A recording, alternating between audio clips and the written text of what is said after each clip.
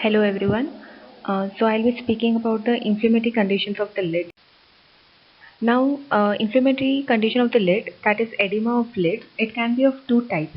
That is, one is inflammatory and then passive. What is inflammatory edema? Inflammatory edema may be caused by inflammation of the lid itself or the conjunctiva or the surrounding structure like the lacrimal sac or by purulent inflammation in the eye. Passive edema is mostly due to a circulatory obstruction and is seen in general disorders. Allergic conditions. Acute allergic edema. It is usually caused by exposure to pollen or by insect bite, and it manifests with sudden onset of bilateral, boggy, periauricular edema, often accompanied by conjunctival swelling. What is the treatment here? Mostly you will be giving antihistamines. As seen in this figure, this lady is having bilateral edema and boggy swelling of both the lids. As seen in this figure, the upper lid laterally there is a swelling. Okay, and the overlying skin here is reddish, because and it is also involving the gland of Zeiss. Now, multiple lesions or occasionally abscesses may involve the entire lid margin. What will be the treatment here? It is mainly the warm compression. The affected lash should be removed, that is epilation of the lash, and we give topically. And if it is more severe or there are number of strides, then we can give occasionally oral antibiotics, and alternatively incision can be made with a small knife and the pus drained. Impetigo. Impetigo, it is a superficial skin infection which is caused by the bacteria Staph aureus or Streptococcus pyogenes. It mainly affects children and is associated with infection of the face. And what is this? Impetigo, it is a contagious disease. Okay, and it is painful erythematous macules develop into thin wall blisters which develop into golden yellow crust on rupturing. As seen in this image, on the medial side of the eye, there are these crusting which is seen. Okay. Then the associated features what a child will be having in this erysipelas is there will be fever, malaise, and local lymphadenopathy will be present. Treatment will be with topical antibiotics and oral antibiotics. Coming to hardyolum internum. Hardyolum internum is a suppurative inflammation of a meibomian gland. It may be secondary due to inflammation of a meibomian gland. Inflammatory symptoms are violent but than a stye because the gland is larger and embedded in a dense fibrous tissue. Here in this image, as you see in the lower lid medially, there is a big swelling. This is the hardyolum internum. When the lid is everted, the pus will appear as a yellow spot shining through the conjunctiva. It may burst through the conjunctiva or through the duct or rarely through the skin. Treatment is same as for external type except that the incision should be exactly as for chalazion. For chalazion, I'll be telling you further. Yeah. So chalazion. What is a chalazion? The other names for chalazion is a meibomian cyst or tarsal cyst. It is a sterile, chronic granulomatous inflammatory lesion of the meibomian or sometimes Zeiss gland which is caused by retention of the sebaceous secretion. Histopathology will show a lipogranulomatous chronic inflammatory picture with extracellular fat deposits surrounded by lipid-laden epithelioid cell, multinucleated giant cell, and lymphocyte. Blepharitis is a common associative feature which is seen in chalazion, and a recurrent chalazion should be biopsied to exclude malignancy. Diagnosis of chalazion is symptoms. If it is a subacute or chronic, there will be planeless, gradually enlarging, painless nodule. And if it is an acute, then there will be sterile infection or bacterial infection with localized swelling. Signs are there will be a nodule which is seen in the tarsal plate. Bulging incipitated secretion may be visible at the orifice, and a lesion at the anterior lid margin in a marginal chalazion. It may be connected to a typical chalazion deeper in the lid or be due to isolated involvement of a gland.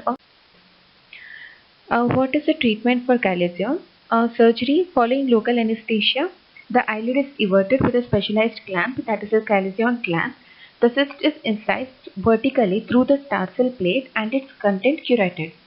Why is the skin incised vertically? That is because if we incise it horizontally, many of the gland will be injured. But if we do it vertically, only the involved gland will be cut. And a suture should not be taken in these cases. And topical antibiotic ointment is used 3 times daily for 5 to 7 days following the curettage.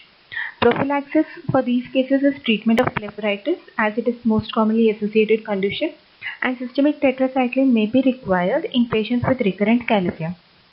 Also, most of the times, if a patient presents with recurrent chalazia, as I've already told, it should be biopsied for malignancy, or also systemic investigation should be done for diabetes, because these patients who have diabetes, they also can come with recurrent chalazia.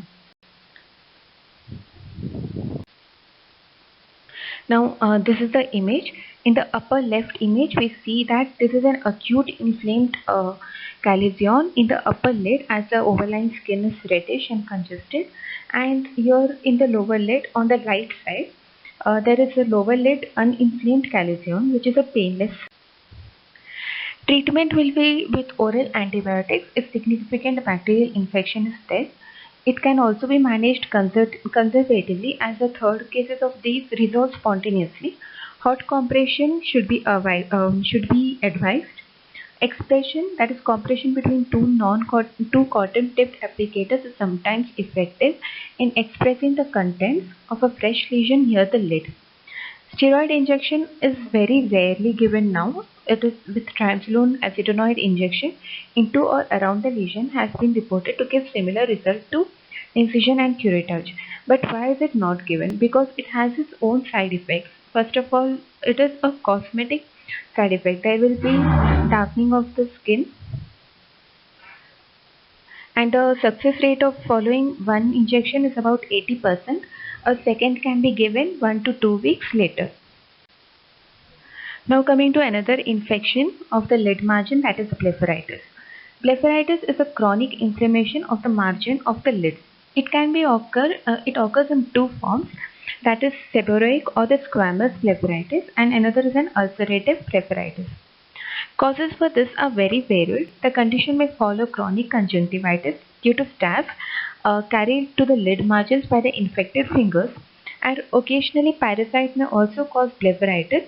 These include blepharitis acarica caused by Demodex folliculorum and Thriasiasis palpebrarum, which is caused by crab or the head louse. Anterior blepharitis. Anterior blepharitis, we have the seborrheic or squamous blepharitis. In this condition, there will be small white scale which accumulate near the lashes. If the scales are removed, the underlying surface is found to be hyperemic but not ulcerated, and the condition is often associated with dandruff of the scalp. Daily cleaning with a baby shampoo may ameliorate the condition. This is a figure which is showing anterior blepharitis. As we see, the lashes here are matted. Coming to staphylococcus or ulcerative blepharitis. This is an infective condition which is commonly caused due to Staph aureus. There will be yellow crust or dry brittle scale glue the lashes together. On removing them, there will be small ulcers which bleed very easily. Symptoms are, there will be the redness of the lid, there will be itching, soreness, lacrimation and photophobia. This distinguishes the condition from conjunctival discharge, which causes matting together of lashes, but removal of crust reveals normal lid margins. Treatment of this is the crust must first be removed and loose diseased lashes should be epilated. This is the most easily done by thorough bathing of the eyes with 1:4 shampoo or with warm 3% bicarbonate of soda lotion. When the crusts are removed entirely, antibiotic drops are given, and rubbing of the eyes or fingering of the lid with unwashed hands must be totally avoided. So this is how you should counsel the patient.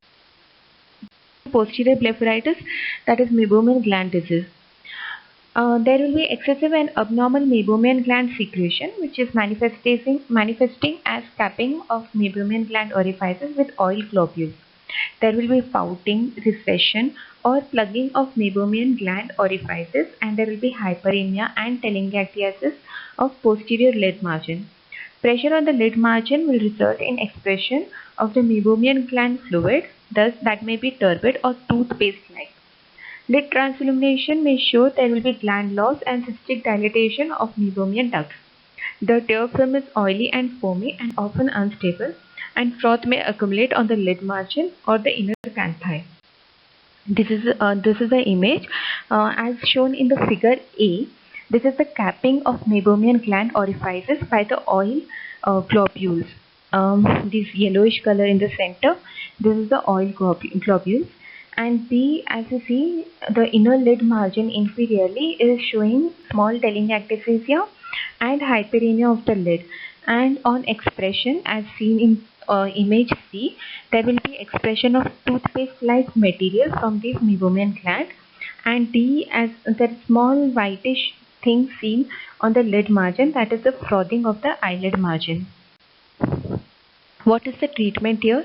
Treatment is with lid hygiene and a warm compression should be first applied.